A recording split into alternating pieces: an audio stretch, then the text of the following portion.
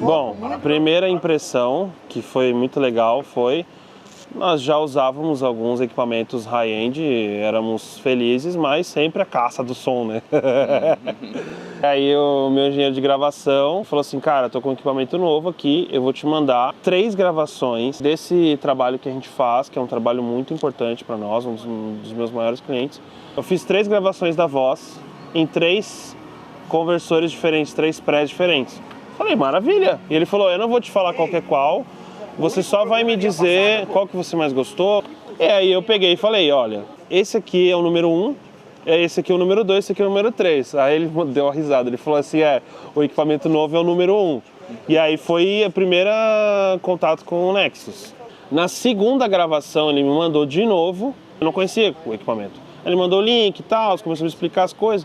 Aí eu falei assim, cara, a gente vai ter que comprar mais desses equipamentos, porque com esse preço, essa entrega, tudo que faz, mixa, os ganhos separados, tipo, pra gente é muito útil isso, né? E aí agora já tá chegando os nossos novos. Eu sou de áudio musical, né? Eu não vim do broadcast, eu vim de estúdios, de usar SSLs, NIVs, assim, API, eu vim desse universo. Então, você usar, por exemplo, um pré sem cor, que a gente fala, não é uma coisa que os engenheiros de som musicais, eles, né, às vezes torcem o nariz, né? Mas depois de muito tempo, tipo, é uma coisa que eu consigo replicar digital. E hoje eu estou mais à procura da resolução, do range dinâmico bom, sabe? Da inteligibilidade boa, do que eu chegar com alguma coisa que seja já, às vezes, com uma característica que eu nem queira, entende? Fora o lance, né, do True Match ali, que é sacanagem. Tipo, o negócio é a resolução infinita, assim, né? Cara, pode gravar tudo em 0 se você quiser, tipo, não tem BO nenhum. Então, essas coisas me chamaram muita atenção, assim. A gente sempre está precisando de portabilidade. A nossa vida está dentro de uma Pelican 1535, uma Pelican Air, uma mochila, né? Cada um com a sua Pelican, cada um com a sua mochila. Coisas precisam, tipo assim, óbvio, quando vai fazer uma gig muito grande, acaba alugando outros equipamentos local.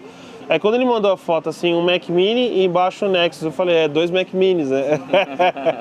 E aí eu gostei bastante, assim, né? O fato também de alimentar PoE, não só de alimentar PoE, mas de poder ser redundante às vezes. Você poder ter ali mais uma fonte ainda segurando, então isso pra gente é muito importante. O processamento ao vivo reduziu assim drasticamente. A gente usava muitas coisas ao vivo para conseguir chegar num som.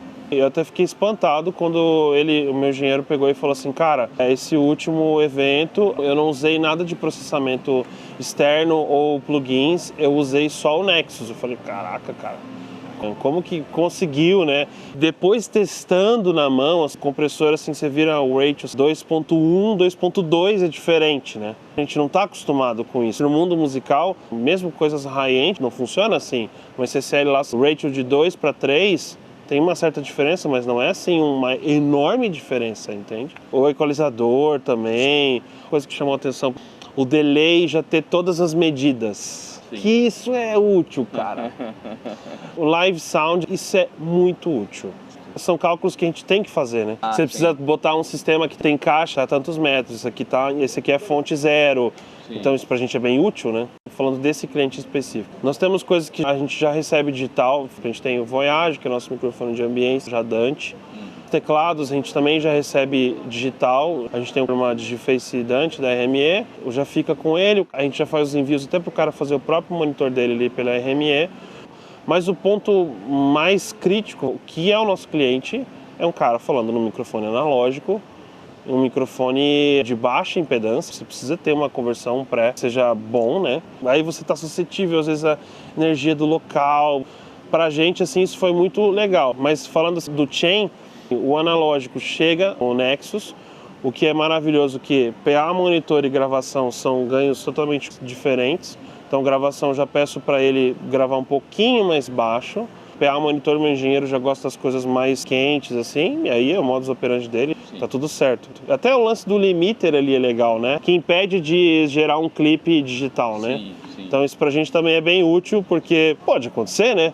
né, um negócio ao vivo, sem overdub, pode acontecer do cara acabar falando muito alto um momento e ali gerar um clipe digital ali, tem um limite ali, tipo, opa, não, daqui não passa. Então pra gente é bem safe. Depois disso, chegam os nossos switchers, a gente tem um dos computadores que administram a rede Dante, a gente tem um gravador Sound Devices, que é esse cara aqui, que é o Pix, e aí nele a gente já grava já em redundância.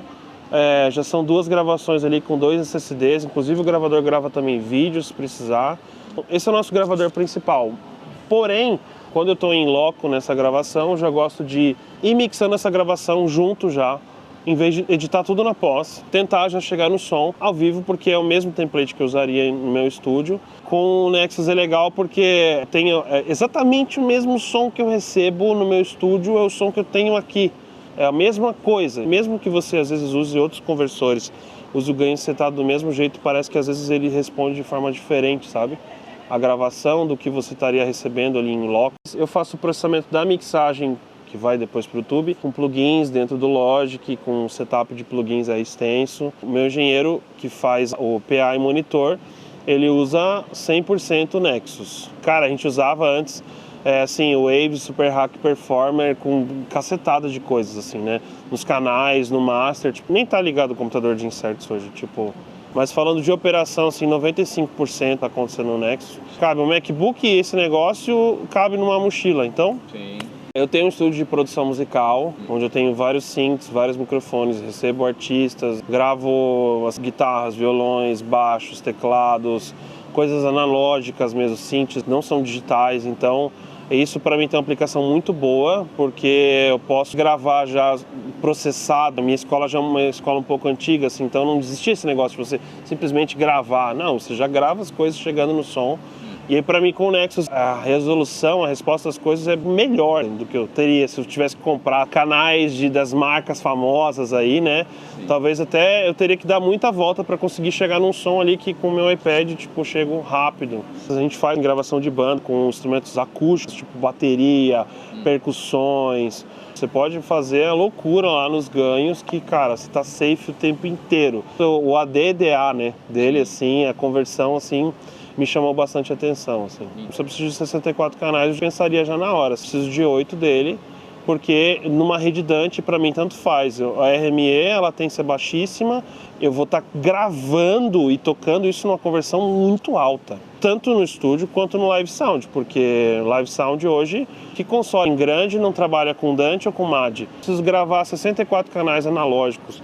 Não tem problema nenhum, são 8 Nexus, gera a rede Dante, ou gera o circuito MAD, chega numa console, PA, monitor, streaming, gravação, pra gente não é BO nenhum, assim, sabe? As matrizes, assim, são fáceis de organizar, os endereçamentos, então, assim, cara,